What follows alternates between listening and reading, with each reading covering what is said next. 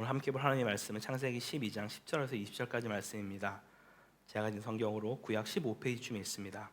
다 찾으셨으면 한 절씩 교독하고 마지막은 합독하겠습니다. 제가 먼저 12장 10절 읽겠습니다.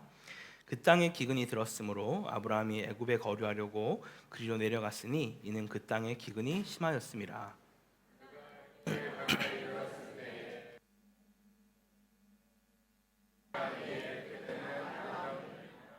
애굽 사람이 그대를 볼 때 이르기를 이는 그의 아내라 하여 나는 죽이고 그대는 살리리니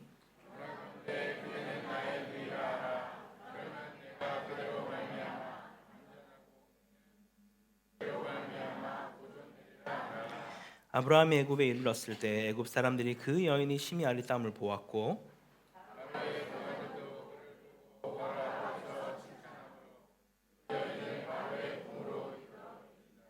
이에 바로가 그로 말미암아 아브라함을 후대함으로 아브라함이 양과 소와 노비와 암수나기와 낙타를 얻었더라.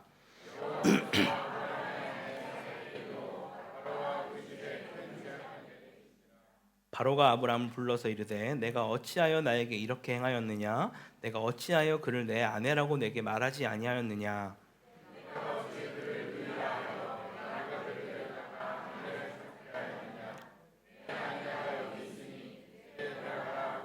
함께 읽겠습니다. 바로가 사람들에게 그의 일을 명하매 그들이 그와 함께 그의 아내와 그의 모든 소유를 보내었더라. 아멘. 할렐루야. 네, 오늘도 변함없이 말씀 앞으로 또 예배의 자리에 나오신 모든 성도님들에게 그리스도의 평강과 긍휼과 은혜가 가득하기를 간절히 축원합니다. 요즘 전 세계가 폭염으로 인해서 몸살을 앓고 있습니다. 한국에서 오신 분들도 하나같이 하시는 말씀이 한국보다 코타가 더 시원하다라고 할 정도니 어디가 이제 동남아인지 분간할 수가 없는 그런 상황이 됐습니다. 아마 또 환경에 관심 있는 분들이라면 이미 오래전부터 빙하가 녹고 있고 영구 동토층이 점점 사라지고 있어서 지구가 잠기고 있다라는 것을 아마 들어봤을 겁니다. 수많은 자연재해가 끊임없이 일어나고 있다라는 것이죠. 엊그제 뉴스에는 미국 알래스카에 홍수가 났는데 태풍이나 허리케인이나 장마가 아니라 빙하가 녹아서 호수에 물이 넘쳐서 도시가 그 주노라는 도시가 아예 잠겼다고 합니다.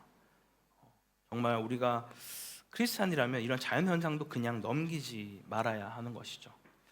우리가 그냥 나 하나 좀 뭐 한다고 변하겠어라는 생각이 아니라 나부터라도 환경을 위해서 노력할 수 있는 하나님의 거룩한 백성들이 되었으면 좋겠습니다. 우리에게 맡겨주신 땅을 잘 보호하고 보존하는 것도 우리 제자도의 아주 중요한 임무라는 것을 꼭 기억하시길 바랍니다. 우리의 소중한 실천과 섬김이 우리 다음 세대 아이들이 살아가는 귀한 삶의 터전이 되기 때문입니다. 자, 오늘은 의심과 두려움이 생길 때라는 제목을 가지고 말씀을 나눌 텐데요. 이 땅을 살면서 떨쳐버리기 쉽지 않은 것이 바로 이 의심과 두려움이 아닌가 생각합니다. 근데 이 의심과 두려움은 그냥 거기서 멈추지 않고 걱정과 염려와 불안으로 이어질 때가 훨씬 더 많다라는 것이죠. 사람에 대한 것은 물론이거니와 상황과 환경, 주어진 모든 것에 대해서 사람들은 많이 의심하고 두려움으로 그것이 더 나아가 걱정과 염려, 불안까지 이어지고 있다라는 것입니다. 그중에 한국 사람들에게 유독 심한 것이 하나 있는데 뭔지 아십니까? 바로 건강 염려증이라고 합니다. 우리나라가 웬만한 세계의 수많은 나라보다 가장 높은 의료 수준을 가지고 있음에도 불구하고 정말 다른 그 어떤 나라보다도 최고의 시설과 실력으로 치료를 받을 수 있음에도 불구하고 가장 많이 건강을 염려하는 나라, 정말 가장 최하위에 있더라고요. 이 건강 염려에 대해서. 그만큼 사소한 신체 증상이나 어떤 그런 거에 과민 반응하여 병이 없어도 병이 있다고 생각하는 그런 질환을 얘기하는데요. 정말 이것이 그냥 단순히 육신의 건강으로만 끝나는 것이 아니라 정신적인 어떤 질환까지 와서 정신병으로 가게 되는 그런 경우들도 생겨난다고 합니다. 극도의 스트레스와 우울증까지 오게 되는 그런 일들이 있다라고 하는 것이죠. 그런데 이런 어떤 건강에 대해서 의심하고 두려워하고 이런 것들이 육신의 건강뿐만이 아니라 영적 건강까지도 해치는 경우들이 참 많이 있습니다. 왜냐하면 결코 이 두려워하는 마음, 의심하는 마음, 염려, 걱정하는 마음들이 우리 주로부터 오는 것이 아니기 때문입니다. 하나님과 멀어지고 우리의 마음이 약해질 때 어김없이 찾아오는 것이 바로 의심과 두려움이기 때문인 것이죠.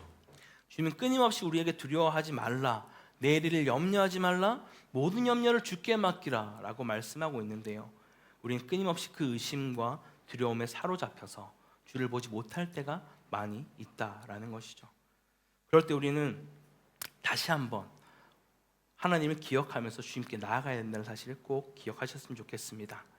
오늘 본문에 마치 이 내용처럼 자기의 그 의심과 두려움과 걱정과 염려를 주님께 가져가지 못하고 세상을 향해서 나아갔던 자가 있는데 바로 누굽니까? 아브라함이라는 것이죠. 오늘 이 본문을 통해서 이 의심과 두려움 우리 가운데 찾아올 때 어떻게 우리가 해야 되는지 함께 같이 살펴보겠습니다. 자, 지난주 살펴본 아브라함은 어떤 사람이었나요? 믿음의 조상이라고 불리기에 손색이 없는 그런 사람이었습니다.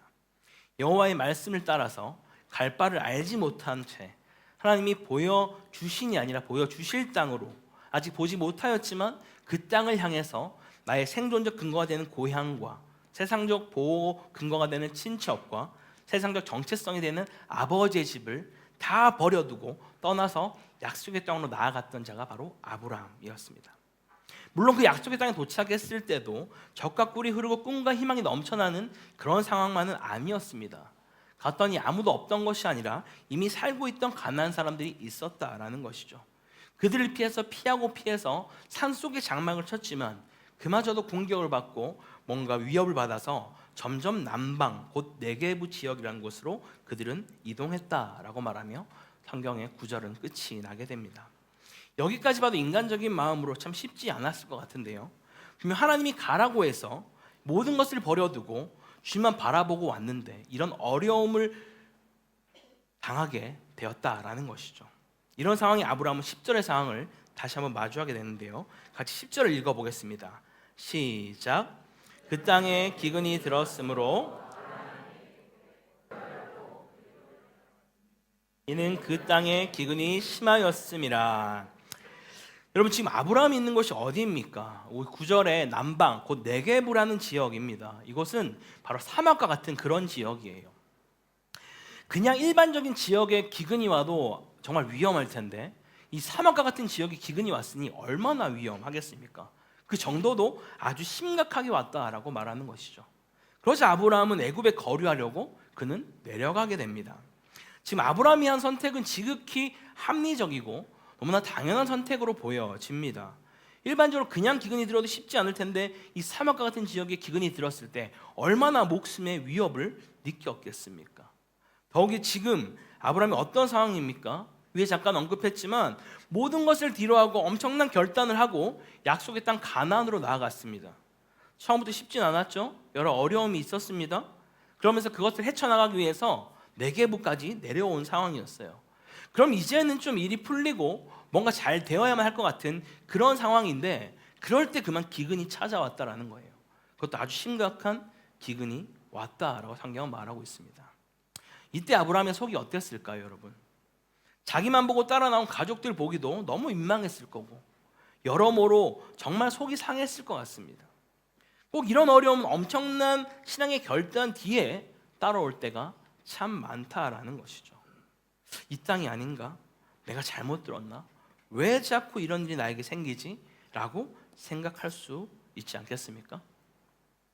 사실 제가 딱 그랬던 적이 있습니다. 10년 전에 신대원 합격을 앞두고 이제 합격까지 해서 학교 등록만 하면 되는데 딱 그때 아버지가 투석 판정을 받으셨어요. 그리고 하시던 일을 관두시고 집을 누군가 생계를 책임져야 되는 상황이 되어버렸습니다. 그래서 여기까지 1년간 준비해서 왔는데 이게 아닌가? 라는 그런 의심과 두려움과 내가 이 길 가는 게 아닌 건가? 라는 생각이 참 많이 들었는데 그냥 아버지가 아니라고, 주님 여기까지 오게 하셨으니까 반드시 너를 보낼 거라고 하셔서 그렇게 결단하고 나아갔던 그런 때가 있었습니다. 정말 이런 어떤 고난과 역경과 어려움은 우리가 어떤 정말 신앙 안에 큰 결단들을 했을 때 찾아올 때가 참 많이 있다라는 것이죠. 사단은 이 틈새를 결코 놓치지 않고 그 틈새로 의심과 두려움을 넣어주게 된다라는 것입니다. 아브라함에게도 그것을 넣어주었던 것 같아요. 아니, 약속의 땅인데 어떻게 이럴 수가 있지? 과연 이런 상황에서 사람이 나를 지켜줄 수 있을까라는 의심이 생겼고, 이대로 있으면 난 여기서 죽을지도 모른다라는 두려움이 그에게 찾아왔던 것 같습니다. 그러곤 하나님께 묻지도 않고 그는 그 땅을 떠나서 애굽으로 가게 되었다라는 것이죠. 자, 물론 애굽도 요셉의 이야기에서 우리가 보면 알겠지만 그 땅에도 기근이 오긴 합니다. 하지만 이 애굽은 세계에서 가장 긴 강, 나일강을 끼고 있기 때문에 기근이 오더라도 좀 더 살아날 확률이 훨씬 더 많이 있다라는 것이죠. 그래서 아브라함은 그곳으로 갔다라는 거예요. 근데 이미 성경을 여러 번 보신 분은 알겠지만 하나님과 우리가 함께 간다고 해서, 혹은 예수님과 함께 동행한다고 해서 우리 가운데 그런 역경과 어려움이 찾아오지 않는 것이 아니죠. 우리가 신약에서도 제자들이 예수님과 함께 배에 올랐을 때도 뭐가 오죠? 광풍이 우리 가운데 찾아옵니다. 우리는 이 상황들을 직시하면서 내가 주님과 함께 가면 어떤 내 안에 어려움이 없다라고 오해해서는 안 된다라는 거예요. 분명히 주님은 우리 가운데 사망의 음침한 골짜기를 가지 않는다라고 말하지 않았어요.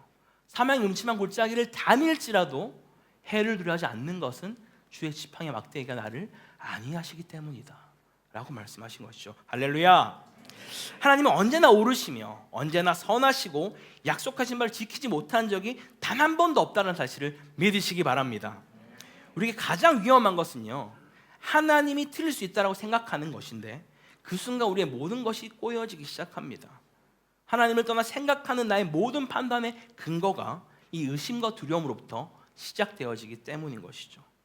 우리가 두려워해야 하는 것은 하나님인데 현실을 두려워하고 하나님을 의심하기 시작한다라는 거예요. 여러분, 이 땅의 모든 것은 상대적입니다. 결코 한결같을 수가 없다라는 것이죠. 그런 현실에 의지하여 결정하고 판단하는 것은 언제든지 뒤집힐 수 있다는 것을 우리는 반드시 기억해야 합니다. 여튼 지금 현실을 두려워하고 하나님을 의심하며 애굽을 떠난 아브라함은 거기서 그의 행동이 멈추지 않습니다. 11절부터 13절까지 내용을 같이 한번 읽어보겠습니다. 시작. 그가 애굽에 가까이 이르렀을 때에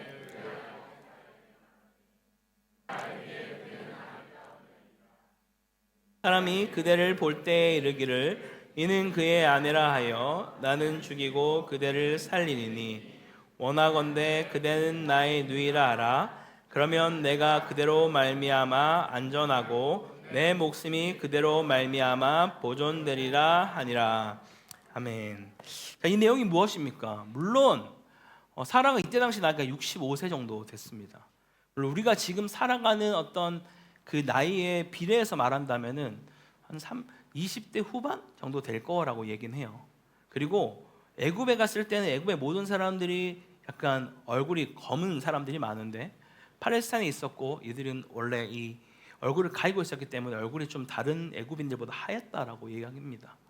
그래서 훨씬 더 이뻤을 것이다 라고 말을 하는데요, 여튼 이 내용 가운데 아브라함은 쉽게 말하면 아내를 팔아서 자기 목숨을 부지하겠다라는 거예요. 마치 아내가 정말 예쁘다고 칭찬한 것처럼 보여지지만 너 때문에 내가 죽기는 싫고 내가 너를 그 자리에 내어주면 살 수 있을 거라고 생각되어져서 아내를 누이로 속이자라고 말을 하는 것이죠. 물론 이 속이자라는 것도 절반은 맞는 말이긴 하죠. 이복 누이기 때문에 항상 그리스도인들에게 찾아오는 많은 유혹은 바로 이 절반을 걸치는 겁니다. 구약의 이 이스라엘 백성들은 단 한 번도 하나님을 떠난 적이 없습니다. 항상 우상을 함께 섬겼어요.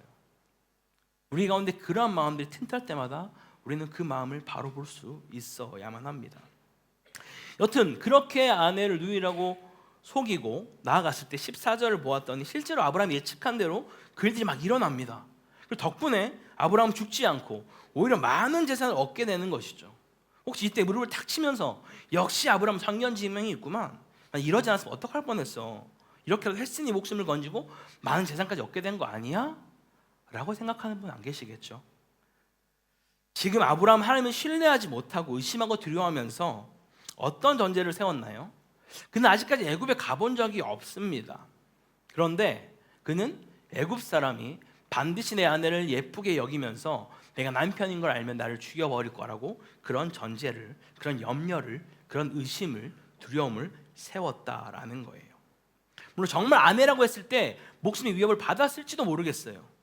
근데 지금 아브라함이 가장 크게 놓치고 있는 것이 있습니다. 무엇입니까? 바로 12장에서 초반에 얘기했던 삼복 언약. 내가 내게 지시할 땅으로 가서 그것에 내가 너를 통해 큰 민족을 이루고 내가 너로 인하여 복이 되게 하겠다 라고 말씀하신 이 세 가지의 축복을 그는 지금 완전히 내팽겨 쳐버리고 있다라는 것이죠. 그럼 지금 아브라함이 어떤 잘못을 저지른 것일까요? 하나님께서 말씀하신 약속의 땅을 먼저는 떠나버렸습니다. 분명히 내가 너를 통해 너의 후손을 통해 큰 민족을 이루겠다라고 하셨는데 장차 예수 그리스도의 계보가 되는 그 안의 사례를 이방 민족에게 그냥 내어준 꼴이 되고 말았다라는 것이죠. 물론 우리가 미리 예측하고 대비할 수도 있습니다. 다만 그 대비책을 하나님께로부터 묻고 구해야만 한다라는 것이에요. 세상의 방법과 방식으로 하게 되면 결코 우린 하나님의 일하심을 경험할 수 없기 때문입니다. 설령 아브라함이 약속의 땅에 그대로 남아있다 할지라도 그냥 주님께서 죽기 내버려 두셨을까요?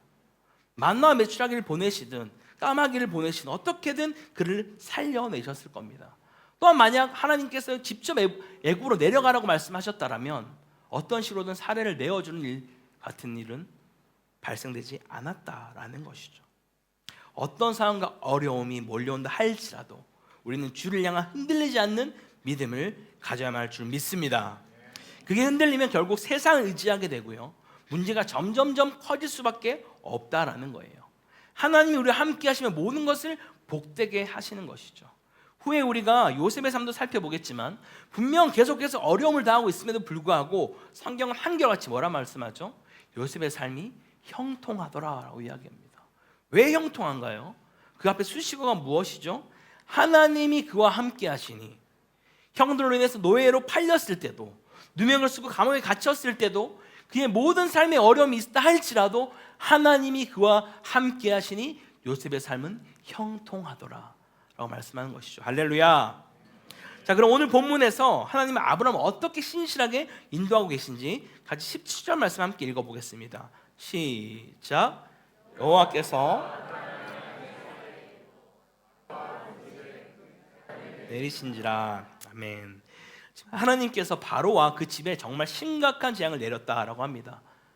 여러분, 이 상황이 좀 이해가 되십니까? 지금 잘못을 누가 했나요? 바로가 했습니까? 아닙니다. 아브라함이 했어요. 바로는 누이라고 하니까 정말 그냥 가져오고 뭔가 겁을 준 것도 아니고 협박한 것도 아니고 오히려 후대하면서 그들에게 재산을 많이 주면서 이 사례를 치렀기 때문에 잘못이 전혀 없습니다. 그런데 지금 하나님은 바로에게 책망하고 있다라는 것이죠. 아브라함에게 직접 책망하지 않으시고 바로를 통해서 그의 거짓과 수치를 드러내게 하신 것입니다. 우리가 하나님이 아닌 세상을 선택하고 세상을 두려워할 때 어떤 일이 일어나는지 우리 가운데 보게 하는 것이죠. 이 땅에 복으로 삼겠다고 한 아브라함이 지금 이 세상에 재앙이 되고 있는 것을 보여주고 있는 것입니다. 그뿐만 아니라 하나님이 아닌 세상을 통해 우리가 얼마나 잘못하고 있는지를 보게 하는 것이죠. 이 바로가 사례를 돌려주면서 아브라함에게 분노하며 내가 어찌하여 라는 말을 3번이나 합니다. 가인이 동생을 죽였을 때 똑같이 하나님이 내가 어찌하여 라는 말을 하는 것을 우리는 기억할 수 있습니다. 그 정도로 하나님은 지금 바로를 통해서 아브라함에게 분노하고 계신 것이죠. 얼마나 이 수치스럽고 모욕스러운 상황입니까? 하나님의 사람이 세상을 통해서 질책받고 있다라는 거예요. 만약 우리가 하나님의 자녀로 제대로 살지 못하면 이처럼 세상이 교회와 하나님의 백성을 바라보며 외칠 수 있습니다. 내가 어떻게 그렇게 살면서 성도라고 말하느냐라고 그런 이야기를 말할 수 있다라는 거예요. 바라건대 이 이야기를 듣게 되는 일이 우리 살아 생전 결코 없기를 간절히 축원합니다. 자, 그럼 마지막으로 20절을 함께 같이 읽어보겠습니다. 시작. 바로가 사람들에게 그의 일을 명하매 그들이 그와 함께 그와 아내와 그의 모든 소유를 보내었더라. 아멘. 여러분, 지금 바로의 행동이 이해가 되십니까? 제가 만약 바로였다면 이 아브라함에게 줬던 것을 다 뺏어야죠. 아닌가요? 좀 이상한가요, 그게? 아니잖아요. 지금 본인한테 거짓말하고 죽을 뻔했고, 아마 다른 성경의 본문을 살펴보면 이 재앙이 질병으로 그 가족들을 죽게 했을 거라고 학자들은 설명합니다. 지금 자기는 잘못한 게 하나도 없는데 이 아브라함 때문에 이 모든 오해를 받고 심지어 가족 안에 질병까지 찾아온 그런 재앙을 겪게 됐으면 당연히 줬던 것을 다 뺏어서 내쫓아내야만 하는 것이 정상일 텐데, 지금 바로는요 어떻게 하고 있습니까? 사람들로 하여금 그들과 함께 가라고 자신들의 군사를 또 붙여주고요, 그리고 사례를 통해 줬던 모든 소유들을 같이 보내게 됩니다. 도무지 상식으로는 이해할 수 없는 일, 감히 인간의 머리는 계산조차 되지 않는 이런 상황들을 만드시는 분이 바로 하나님이십니다. 할렐루야. 분명 아브라함은 믿음의 선택을 하지 못했고 실패하는 길을 선택하고 넘어졌지만, 하나님은 실패하고 넘어지고 좌절하는 그 자리에도 여전히 우리와 함께 하신다는 그 사실을 믿으시기 바랍니다. 우리가 온전히 잘 순종하고 주님 뜻대로 무언가 잘하고 있을 때만 하나님이 되고 우리를 인도하시는 것이 아니라, 그 약속을 잊은 것도 부족해 말도 안 되는 선택으로 하나님의 영광을 가리고 그 이름마저 수치스럽게 해버렸던 우리를 여전히 안으시고 끝까지 사랑하시는 분이 바로 저와 여러분의 하나님이십니다. 사랑하는 코타키나발루 한인교회 성도 여러분, 예수를 믿고 신앙생활을 할 때도 분명 찾아오는 기근과 어려움이 있습니다. 더욱이 나름 하나님이 말씀하시고 가라고 해서 순종함으로 나아갔는데 이런 일이 생기면 더 마음이 힘들고 어려울 수 있어요. 그럴 때 세상을 두려워하고 하나님을 의심하는 것이 아니라 조금 더 집중해서 하나님의 말씀을, 음성을 들으시길 바랍니다. 의심과 두려움으로부터 오는 걱정과 염려의 소리에 우리의 마음이 빼앗기지 않기를 바랍니다. 예상치 못한 문제와 불행이 우리 앞에 왔을 때 하나님을 먼저 의심하고 나아가는 것이 아니라 전능하신 하나님을 믿으시기 바랍니다. 그리고 왜 이런 상황을 지금 우리에게 허락하셨는지를 물으십시오. 당장 눈앞에 보이는 상황 때문에 하나님을 오해하지 마십시오. 아브라함의 관점에서 볼 때 약속의 땅임에도 불구하고 기근을 만난 것이라면, 하나님의 관점에서는 기근에도 불구하고 하나님의 약속은 반드시 이루어진다라는 것입니다. 우리가 하는 약속은 먼 미래 약속일 수 있습니다. 하지만 하나님의 약속은 지금입니다. 여러분, 하나님을 믿지 못한 하나님을 믿지 못한 의심을 우리는 두려워해야 하고요, 내가 현실을 두려워하고 있는 것을 모르는 것에 대해서 우리는 의심해야만 합니다. 그럴 때 주님 우리의 삶 가운데 오셔서 말씀하시고 가르치시며 우리를 친히 인도해 주실 것입니다. 할렐루야. 주님보다 앞서지 않고 묵묵히 주의 말씀 따라 나아가는 우리 모두가 되기를 주님으로 간절히 축원합니다. 우리 함께 이런 마음을 주님께 찬양으로 좀 고백하기 원하는데요, 지금도 이것을 우리 함께 하신 성령께서 언제나 우리의 삶을 인도해 주실 것을 믿으며 같이 주님 앞에 고백하기 원합니다. 오늘 이곳에 계신 성령님, 우리에게 말씀하시고 우리를 가르쳐달라고 함께 같이 고백합시다.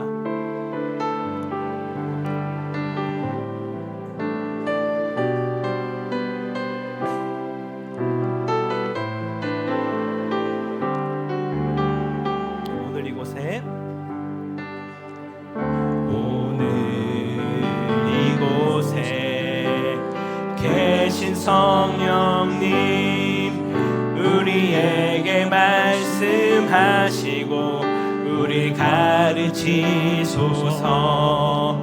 닫힌 우리 맘 열어주시고 주의 빛으로 밝혀 우리 인도하소서.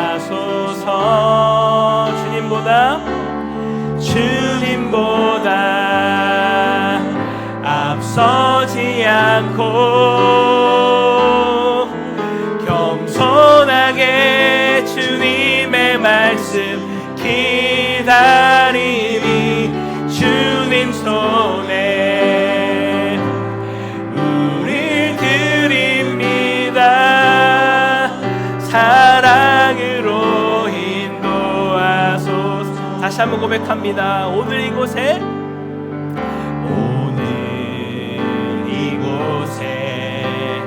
계신 성령님, 우리의 우리에게 말씀하시고 우리 가르치소서. 다친 우리 맘 열어주시고 주의 빛으로 밝혀 우리 인도하소서. 아멘. 주님보다 앞서지 않고 겸손하게 주님의 말씀 기다리니 주님 손에 우리 드립니다. 사랑으로 인도하소서. 주님보다 앞서지 않겠습니다. 주님보다 앞서지 않고 겸손하게 주님의 말씀 기다리니 주님 손에 우리 드립니다. 사랑으로 인도하소서. 사랑으로 인도하소서. 사랑으로 인도하소서. 말씀으로 인도하소서. 말씀으로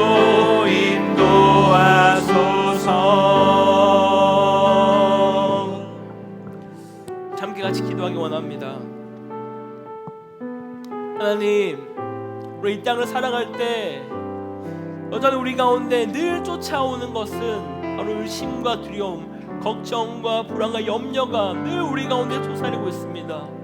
우리가 하나님을 조금만 놓칠 때 그 틈을 놓치지 않고 사단이 끊임없이 우리 가운데 의심하게 하고 두려워하게 하며 불안과 걱정과 염려 가운데 살려고 할 때마다 주님, 그 문제와 상황을 바라보지 않고 문제보다 더 크신 그 주님만을 바라보며 의지하며 주님이 말씀하실 때 나아가고 주님 멈추라면 멈추며 주님의 그 말씀 따라 나아갈 수 있는 복된 인생으로 인도하여 주시옵소서.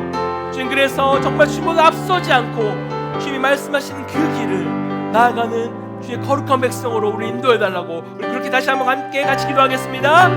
하나님 아버지 감사합니다. 주님, 이 시간도 우리가 주 앞에 간절히 기도하며 나아가는 것은 오늘 이 또 말씀을 통하여서 때로는 우리 가운데 찾아오는 의심과 두려움과 걱정과 근심, 그 염려들로 인하여서 내가 무너지고 정말 너무 어렵고 힘들 때가 있습니다. 그럴 때마다 우리가 우리의 문제에 집중하며 나가는 것이 아니라 문제보다 크신 하나님, 정말 이 모든 것 가운데 우리를 다스리시고 인도하시는 그 주님께 우리의 삶을 맡겨드리며 언제나 가장 좋은 것으로 응답하시는 그 하나님을 이제 나갈 수도 도우시고 역사하여 주셔서 아버지 주님, 그래서 우리 가운데 찾아오는 그 역경이 찾아온다 할지라도 그것을 넘어지지 않게 하시고 살아계신 하나님 왜 우리 가운데 이것을 허락하셨는지 묻고 나아가며 능히 그것을 이겨내며 아버지께서 이미 승리하신 그 주님을 따라서 나갈 수 있는 그런 인생들로 도우시고 인도하여 주셔서 아버지 하나님의 은혜가 필요합니다. 하나님 매 순간마다 우리 가운데 삶을 찾아오셔서 우리의 가정과 우리의 직장과 모든 상황에서 주님의 일하심과 역사하심을 볼 수 있는 그런 은혜의 사람이 될 수 있도록 도우시고 인도하여 주셔서 살아계신 하나님, 역사하신 하나님, 우리에 있는 모든 성도들이 정말 주의 은혜를 날마다 경험케 되는 그런 복된 인생으로 주여 삼으시고 인도하여 주셔서 아버지 감사합니다. 주님 찬양합니다.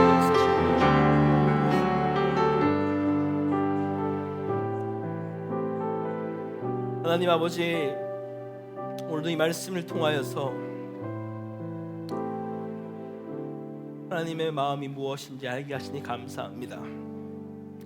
하나님, 때로는 우리가 인생을 살아갈 때 수시로 찾아오는 그런 의심과 두려움으로 인해서 걱정과 염려가 있을 때가 참 많습니다. 그럴 때마다 그 세상을 바라보고 의심과 두려움이 말하는 그 메시지에 우리의 귀를 기울이는 것이 아니라 문제보다 크신 하나님, 나에게 언제나 가장 좋은 것으로 우리의 삶을 인도하시는 그 주님께 우리의 모든 것을 내어 맡기며 나아갈 수 있도록 인도하여 주시옵소서. 주님, 그래서 우리가 또 찬양을 고백한 것처럼 우리가 주님보다 앞서지 않게 하시고 주님께 아뢰며 주님께 물을 때 주님 말씀하시며 나아가고 주님 멈추라면 멈추고 어떻게 주님이 내 삶을 인도하시는지를 매 순간 묵도하며 나아갈 수 있는 그런 인생으로 우리의 삶을 인도하여 주시옵소서. 주님, 그래서 정말 우리가 있는 그곳이 하나님 말씀하신 약속의 땅인 줄 알고 그 땅은 날마다 주님과 동행하며 나가는 것이 얼마나 복된 일인지, 그리고 내가 그곳에서 내가 보게 되는 것이 어떤 것인지를 매 순간 경험하게 되는 그런 주의 복된 백성으로 인도하여 주시옵소서. 그렇게 우리의 삶을, 우리의 가정을, 우리 모든 공동체를 그렇게 이끄시 주께 감사드리며 이 모든 것 살아계신 우리 예수 그리스도의 이름으로 기도드립니다. 아멘.